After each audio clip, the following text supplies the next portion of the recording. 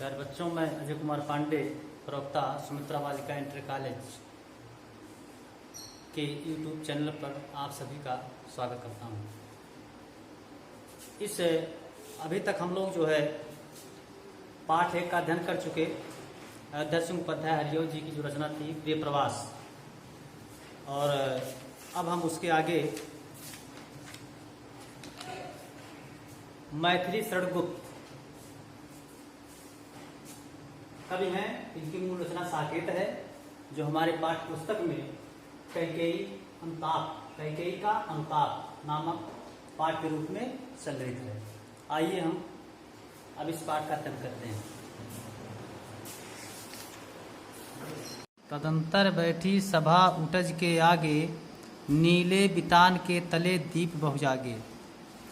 टकटकी लगाए नयन सुरों के थे वे, परिणामोत्सुक उन भया तुरों के थे वे। उत्फुल्ल करौंदी कुंज वायु रह रह कर, करती थी सबको पुलक पूर्ण महमा कर। वह चंद्रलोक था कहाँ चांदनी वैसी, प्रभु बोले गिरा गंभीर नीर निधि जैसी। जैसा कि पाठ के नाम से आप लोग अवगत हैं, कैकेयी का अनुताप, जो कि एक महाकाव्य से लिया गया है, साकेत से। साकेत नामक महाकाव्य है, मैथिली शरण गुप्त द्वारा रचित। रामचरितमानस के बाद ये सबसे बड़ा राम काव्य माना जाता है साकेत, और साकेत से ये जो है उद्धृत है। और हमारे पाठ्य पुस्तक आप जानते हो, हिंदी में कैकेयी का अनुताप नामक पाठ से उद्धृत है, संग्रहित है, कैकेयी का अनुताप नामक पाठ के नाम से। तो इसमें जो है, जब रामचंद्र जी, सीता जी और लक्ष्मण तीनों लोग वन चले जाते हैं, भरत जी ननिहाल में ही रहते हैं। भरत जी जब ननिहाल से अयोध्या पहुंचते हैं, उनको सारी चीज़ों से अवगत होते हैं, और सब कुछ उनको पता चलता है कि कैसे क्या हुआ, किस प्रकार से हमारे बड़े भाई जो है वन चले गए। तो यहाँ सब वे बहुत क्रोधित होते हैं, और बाद में सारे लोगों में यह समझ बनती है कि चलो श्री रामचंद्र जी को मनाया जाए। तो सीता जी, रामचंद्र जी, लक्ष्मण जी वन में हैं। भरत, कैकेयी, अन्य समस्त रानियाँ तथा अन्य प्रजा सब लोग उनसे मिलने और उनको मनाने के लिए जाते हैं। और चित्रकूट में जहाँ वे अपनी पर्णकुटी बनाए हुए हैं, वहाँ पर वो लोग पहुँचते हैं। वहीं से इस काव्य का प्रारंभ किया गया है। आइए अध्ययन करते हैं। तदंतर बैठी सभा उटज के आगे। उटज माने होता है कुटिया, तदंतर माने तत्पश्चात। तत्पश्चात भगवान श्री रामचंद्र जी की कुटिया के सामने सभा बैठ गई, यानी कि सब लोग बैठे। और नीले बितान के तले दीप बहु जागे। नीले आकाश रूपी चंदोवे के नीचे तारागण रूपी बहुत से दीपक जल रहे थे। कहने का मतलब, कवि का भाव यह है कि बितान माने चंदोवा होता है, उसको आजकल हम टंट के रूप में उसका नाम लेते हैं, टंट कहते हैं। जैसे टंट लगा दिया जाए, उसमें तमाम प्रकार की बत्तियां लगा दी जाए। तो कवि का आशय है कि जो टंट था, यानी कि जो चंदोवा था, चंदोवा यानी कि आकाश रूपी चंदोवा, आकाश रूपी चंदोवा था, और तारागण रूपी विभिन्न प्रकार के दीपक उस चंदोवे में जल रहे थे, जिसके नीचे सभा बैठी हुई थी। इसका भाव यह है। आगे फिर कभी कहता है, टकटकी लगाए नयन सुरों के थे वे, परिणामोत्सुक उन भया तुरों के थे वे। टकटकी लगाए नयन सुरों के थे वे। देवताओं को जब यह बात पता चली कि भरत जी श्री रामचंद्र जी को मनाने के लिए वन में गए हैं, उनसे मिलने के लिए गए हैं, तो देवताओं के लिए भरत जी भी बहुत प्रिय थे। इसलिए उस सभा को देखने के लिए वे अपनी आंखों को गड़ा दिए। कौन गड़ा दिया? देवता। देवता भी आकाश में आके विराजमान हो गए और अपनी आंखों को गड़ा दिए, यानी कि उस सभा को देखने लगे। और परिणामोत्सुक उन भया तुरों के थे वे। परिणाम को जानने के लिए वह अत्यधिक उत्सुक थे कि क्या निर्णय होने वाला है। उस निर्णय को जानने के लिए, परिणाम को जानने के लिए अत्यधिक उत्सुक थे और भयभीत इसलिए थे कि कहीं यह निर्णय गलत ना साबित हो जाए, कहीं भरत जी अपमानित ना हो जाए, इसलिए वे देवता भयभीत भी थे। आगे फिर कब कहता है, उत्फुल्ल करौंदी कुंज वायु रह कर, करती थी सबको पुलक पूर्ण महमा कर। उत्फुल्ल माने होता है प्रफुल्लित, आनंदित या खिला हुआ। करौंदी कुंज, करौंदे के बगीचे, वायु रह कर, सभा जहाँ बैठी थी सभा के पास में ही करौंदों के जो बगीचे थे वो खिले हुए थे, उसमें पुष्प आ गए थे, पुष्प खिले हुए थे। और उस करौंदे के बगीचे से होकर के जो वायु रह कर धीरे धीरे बह रही थी, वह सभा में उपस्थित समस्त लोगों के को पुलकित कर रही थी, अर्थात आनंदित कर रही थी। अर्थात अपनी सुगंधित वायु के माध्यम से वह करौंदे का कुंज भी आनंद ले रहा था, उस सभा का आनंद ले रहा था कि आज मेरे बीच में ऐसी सुंदर सभा का आयोजन जो हुआ है। आगे भी कब कहता है, वह चंद्रलोक था कहाँ चांदनी वैसी, प्रभु बोले गिरा गंभीर नीरनित जैसी। वह चंद्रलोक था। कब कहता है कि सभा जहाँ बैठी थी वह सभा का वातावरण ऐसा प्रतीत होता जैसे चंद्रलोक हो, चांदनी खिला हुआ इलाका हो। और फिर आगे कब कहता है कि कहाँ चांदनी वैसी, वैसी चांदनी चंद्रलोक में भी उपस्थित नहीं रहती। कहने का मतलब प्रकृति जो है उस सभा के परिणाम को जानने के लिए इतनी उत्साहित थी कि पूरा पूरा का वातावरण वह चंद्रलोक से भी कहीं ज़्यादा सुंदर बन गया था। और प्रभु बोले गिरा गंभीर नीरनिधि जैसी। इसी बीच प्रभु नीरनिधि, नीर माने समुद्र होता, निधि माने नीरनिधि, नीर माने पानी, निधि माने खजाना, पानी का खजाना अर्थात समुद्र। समुद्र को कहा गया है समुद्र के समान धीर गंभीर वाणी में भगवान श्री रामचंद्र जी कुछ कहते हैं। क्या कहते हैं, हे भरत भद्र अब कहो अभिषिप्त अपना, सब सजग हो गए भंग हुआ जो सपना। इसी बीच सभा में सब लोग उपस्थित थे ही, भगवान श्री रामचंद्र जी खड़े होते हैं और सभा के बीच में उठ करके भरत जी से पूछते हैं कि हे भरत भट्ट, भद्र माने सज्जन, हे सज्जन भरत अपनी आकांक्षा बताओ, तुम क्या चाहते हो, तुम्हारी मनोकामना क्या है, किस लिए आए हो। सब सजग हो गए भंग हुआ ज्यों सपना। सभा में उपस्थित समस्त लोग भगवान श्री रामचंद्र जी की वाणी को सुन करके अत्यधिक सजग हो गए, जैसे वे सोते हुए जग गए हों और कोई सपना देख रहे हों और वह स्वप्न भंग हो गया हो। इस प्रकार से सब लोग सजग हो गए, अर्थात वह वाणी सुनने के लिए आतुर हो गए कि भगवान श्री रामचंद्र जी और क्या कहना चाहते हैं। हे आर्य रहा क्या भरत अभिषिप्त अब भी, हे आर्य रहा क्या भरत अभिषिप्त अब भी, मिल गया अकंटक राज उसे जब तब भी। हे आर्य, आर्य माने श्रेष्ठ राम को कहा गया है। भरत जी कहते हैं हे श्रेष्ठ राम, रहा क्या भरत अभिषिप्त माने होता मनोकामना आकांक्षा। कह रहे हैं कि क्या अभी भी मेरी मनोकामना बची है कि जिसको पूरा अकंटक राज माने होता है बाधा रहित राज्य, जिस राज्य में किसी प्रकार की बाधा ना उत्पन्न हो, ऐसा राज्य मिल गया अकंटक राज उसे जब तब भी। जब इस भरत को बाधा रहित जैसा राज्य प्राप्त हो गया तो क्या इस भरत की अभी भी कोई मनोकामना शेष रही है। पाया तुमने तरुतले अरड़ बसेरा, रह गया अभिषिप्त शेष सदा तदप क्या मेरा।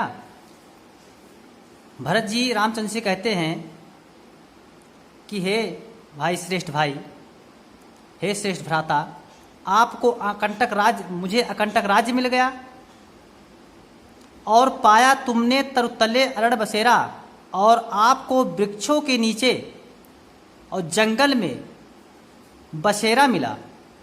आपको वृक्षों के नीचे जंगल में बसेरा मिला और मुझे अकंटक बाधा रहित राज्य प्राप्त हो गया, तो क्या अभी भी मेरी कोई मनोकामना शेष बची है। ये व्यंग रूप में भरत का व्यंग है।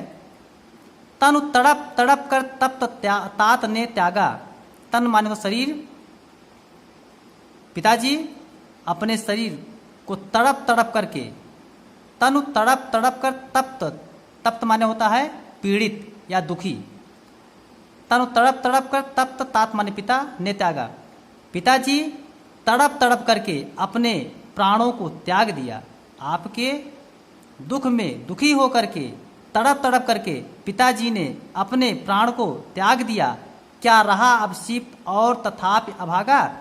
तो क्या इस अभागे के लिए और भी कोई मनोकामना शेष बची है? हाँ, इसी अयस के हेतु जन्म था मेरा, निज जननी ही के हाथ हनन था मेरा। हाँ, भरत जी अत्यधिक दुखी होकर के कहते हैं, हाँ भाई, इसी अपयस को प्राप्त करने के लिए, इसी कलंक को मेरे माथे पर लगने के लिए मेरा जन्म हुआ था और मेरी माता के द्वारा ही मेरी चारित्रिक और मानसिक हत्या कर दी गई। अर्थात माता ने जिस प्रकार का अपराध किया है, उस अपराध को समाज यही समझता होगा कि इसमें भरत जी का हाथ है। अर्थात मेरे मस्तक पर जो कलंक लग गया, उसी कलंक की बात करते हुए भरत जी कहते हैं, इसी अयस के हेतु जन्म था मेरा, इसी अपयस को प्राप्त करने के लिए मेरा जन्म हुआ था और मेरी चारित्रिक और मानसिक हत्या स्वयं मेरी माता ने ही कर दी। अब कहो अब शिप्त और आर्य वह किसका, संसार नष्ट है भ्रष्ट हुआ घर जिसका। हे भाई, जिसका संसार और घर बार सब कुछ नष्ट हो गया हो, उस व्यक्ति की कौन सी मनोकामना शेष रह सकती है? अर्थात उस व्यक्ति की कोई मनोकामना शेष नहीं रह सकती जिसका संसार और घर सब कुछ नष्ट हो गया हो। मुझसे मैंने ही आज स्वयं मुँह फेरा, हे आर्य बता दो तुम्ही अब शिप्त मेरा। भरत जी श्री रामचंद्र से कहते हैं कि हे भाई, मुझे स्वयं से गलानी हो गई है, अर्थात मुझे स्वयं से विरक्ति हो गई है। और जिस व्यक्ति को स्वयं से विरक्ति हो जाए, उस व्यक्ति की मनोकामना क्या रह सकती है? प्रभु ने भाई को पकड़ हृदय पर खींचा, रोदन जल से सब विनोद उन्हें फिर सींचा।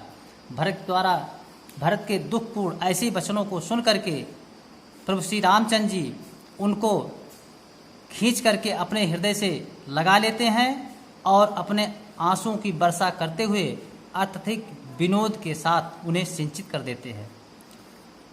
उसके आशय की थाह मिलेगी किसको, जनकर जननी ही जान न पाई जिसको। फिर श्री रामचंद्र जी कहते हैं कि उसके आशय की थाह मिलेगी किसको। उसके आशय भरत जी को के बारे में ही कहते हुए श्री रामचंद्र जी व्याख्यात करते हुए कहता है कि रामचंद्र जी भरत के गहराई को, भरत के गुणों का वर्णन करते हुए कहते हैं कि उसके आशय की थाह मिलेगी किसको, जनकर जननी ही जान न पाए जिसको। जिसको स्वयं जन्म देने वाली माँ जिस भरत के हृदय की थाह को, भाव के उच्च भाव को नहीं समझ पाई, उस भरत के हृदय की थाह को, भरत के हृदय के भाव को अन्य दूसरा व्यक्ति कौन जान सकता है। यह सच है तो अब लौट चलो तुम घर को, चौंके सब सुनकर अटल कह के ईश्वर को। श्री राम के ऐसे वचनों को सुन करके, ऐसे वचनों को कि रामचंद्र जब कहते हैं कि भरत जी के हृदय को स्वयं जन्म देने वाली माँ कैकेयी नहीं समझ सकती, तो दूसरा कौन समझ सकता है। ऐसी वाणी को सुन करके कैकेयी रामचंद्र से कहती हैं कि हे राम, अगर यह सच है, अगर यह सच है कि मैं भरत के हृदय को नहीं समझ पाई, तो कहने का मतलब यह है कि इसमें भरत का कोई हाथ नहीं है। इसमें जो आपको वन मिला है वो मेरा ही किया हुआ अपराध है। इसलिए मेरे इस अपराध को क्षमा करते हुए अब तुम घर लौट चलो।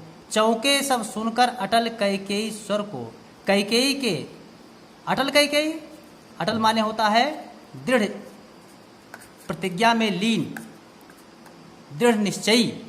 कैकेयी के, चूंकि दृढ़ निश्चय था कैकेयी का, दशरथ के द्वारा वचनों को मनाने, दशरथ से अपने वचनों को मनाने के लिए कैकेयी दृढ़ हो गई थी, इसीलिए यहाँ अटल का प्रयोग किया गया है कि अटल कैकेयी, दृढ़ प्रतिज्ञ कैकेयी के ऐसे वचनों को सुन करके सभा में उपस्थित समस्त लोग चौंक गए और चौंक करके जब कैकेयी की तरफ वो लोग क्या, सबने रानी की ओर अचानक देखा और अचानक रानी कैकेयी की तरफ सब लोग देखने लगे। जब अचानक रानी कैकेयी की तरफ सब लोग देखने लगते हैं तो रानी कैकेयी किस रूप में दिखाई पड़ती हैं? वैधव्य तुषार वृता यथा विधुलेखा। वैधव्य माने विधवा, तुषार वृता, तुषार माने होता है कोहरा या बर्फ, वृता माने ढका हुआ, आवरण से युक्त, यथा विधुलेखा, विधु माने चंद्रमा, लेखा माने किरण। विधवा वेश में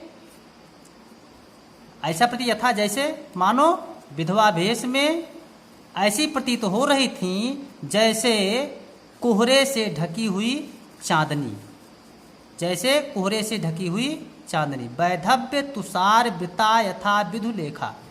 वैधव्य माने विधवा, विधवा वेश में इस प्रकार से प्रदर्शित हो रही थी कैकेयी मानो तुषार वृता, बर्फ से ढकी हुई या कोहरे से ढकी हुई, विधुलेखा चंद्रमा यानी कि चांदनी, लेखा माने किरण, चंद्रमा की किरण अर्थात चांदनी। बैठी थी अचल तथापि असंख्य तरंगा, वह सिंही अब थी हाहा गोमुखी गंगा। बैठी थी अचल तथापि असंख्य तरंगा। कैकेयी जी अपने अचल निश्चल स्वभाव से बैठी हुई थी, फिर भी उनके मन में विभिन्न प्रकार के भाव पैदा हो रहे थे, उत्पन्न हो रहे थे। वह सिंही अब थी हाहा गोमुखी गंगा, वह सिंघनी के समान रूप धारण करने वाली कैकेयी आज गोमुखी गंगा के समान अत्यधिक पवित्र वाणी में वचन कह रही हैं। हाँ,